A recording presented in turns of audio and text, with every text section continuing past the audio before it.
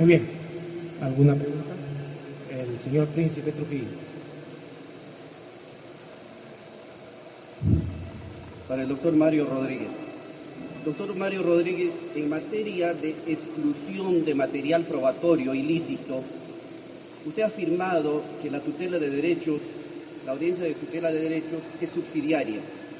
¿Cómo entender si efectivamente la etapa intermedia precisamente es la etapa donde se evalúan las pruebas finalmente para que transite al juicio oral? Entonces, ¿cómo hacer vía tutela de derechos para excluir material probatorio? En principio, la audiencia de tutela de derechos no excluye pruebas, sino excluye elementos de convicción que hayan sido obtenidos a través de actos de la policía o de la fiscalía, pero violando derechos fundamentales. O sea, no es que digamos que la prueba se excluye en la audiencia de tutela, sino aquellos materiales que permiten trabajar en el marco de la posibilidad y la probabilidad, que eso es lo que caracteriza los elementos de convicción. Y entonces, el planteamiento que nosotros tenemos es el siguiente. Hay audiencias en las que se discute, ¿no es cierto?, el fumus munus iuri, o sea, la apariencia de buen derecho o los indicios sobre el delito y la vinculación. Y sin embargo, ahí se puede cuestionar la validez de esos elementos de convicción y llegar a la conclusión que la medida no procede, por ejemplo, la prisión preventiva. ¿Por qué? Porque el imputado fue torturado y confesó bajo tormento, por ejemplo, ¿no es cierto? Y entonces, lo que yo planteo es lo siguiente. ¿Por qué vamos a esperar la etapa intermedia para recién ahí debatir esas infracciones a derechos fundamentales si lo podemos hacer en la audiencia de tutela? Porque, ojo, cuando se habla de legitimidad de la información acopiada, ¿cuál es la sanción que establece el Código? La regla de exclusión, ¿no es cierto? O sea, esto no va más en el acervo constituido por el acopio de información probatoria. Entonces, ¿eso es factible debatirlo en una audiencia de tutela por infracción de derechos fundamentales? Ciertamente, no en el nivel de prueba, pero sí en el nivel de elemento de convicción y acto de investigación infractor de derecho fundamental. Entonces, por eso planteo que sí, cuando el juez excluye, está subsanando, está corrigiendo y está extendiendo tutela a la persona que está tempranamente investigada. Porque estas audiencias de tutela vienen a cuento justo cuando se producen las diligencias preliminares, o sea, las más urgentes e inaplazables, las primeras, las que van seguidas de la noticia criminal. Ya después, cuando el proceso evoluciona más, hay una serie de audiencias que pueden corregir tempranamente. En todo caso, doctor, ¿usted no cree que se estaría excluyendo elementos de convicción que podría servirle tanto al fiscal como al juez de investigación preparatoria para tomar las medidas pertinentes en el curso de esta investigación preparatoria? Sí, doctor. La regla del código es: lo ilícito se excluye. Ahora, la jurisprudencia puede establecer cuando, pese a esa ilicitud, el material no se excluye.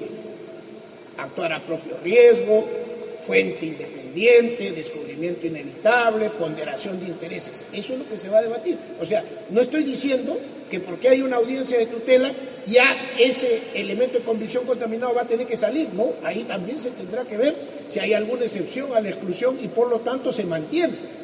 Ya es un problema que en cada caso, por eso sabiamente nuestro código no pone cuáles son las causas de excepción de la regla de exclusión, lo deja que la jurisprudencia lo vaya señalando y lo vaya construyendo, y para eso se envían las audiencias de tutela. Por ejemplo, ¿no es cierto? Por ejemplo, digo, a la persona se le tomó declaración sin abogado. Entonces, ¿eso vamos a esperar que recién lleguemos a la etapa intermedia o eso lo podemos ir corrigiendo ya o subsanando desde el momento mismo en que se produjo esa afrenta o ese agravio, ¿no? Por decir.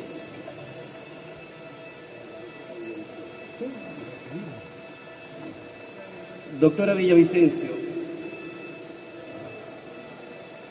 yo he leído algunas resoluciones suyas en las que se ha visto imposibilitada de imponer las medidas correctivas frente a un agravio. ¿Cómo está realizando usted o qué remedios está poniendo usted frente al agravio agotado, frente al perjuicio agotado?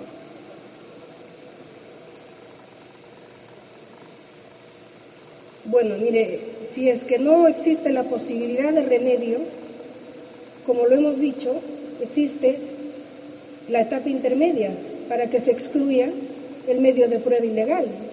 Porque tengamos claro que la audiencia de tutela de derechos busca la tutela, la protección, la reparación de un agravio a un derecho fundamental, a través de un acto procesal que dicta el juez, dictando una medida correctiva, reparadora o una medida de protección.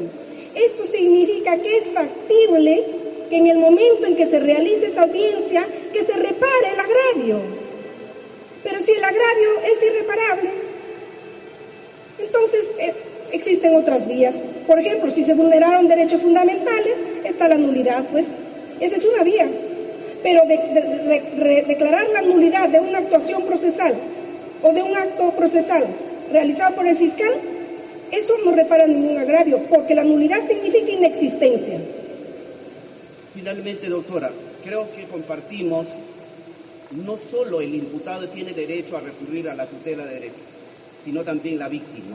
¿Usted estaba poniendo en práctica esto? Efectivamente, fíjese usted, existen casos gravísimos contra menores de edad que son víctimas de delitos contra la indemnidad sexual, y en estos casos los fiscales, señor, no hacen nada, no dictan ninguna medida de protección a favor de esta víctima que vive en la misma casa con el imputado, que es su padrastro.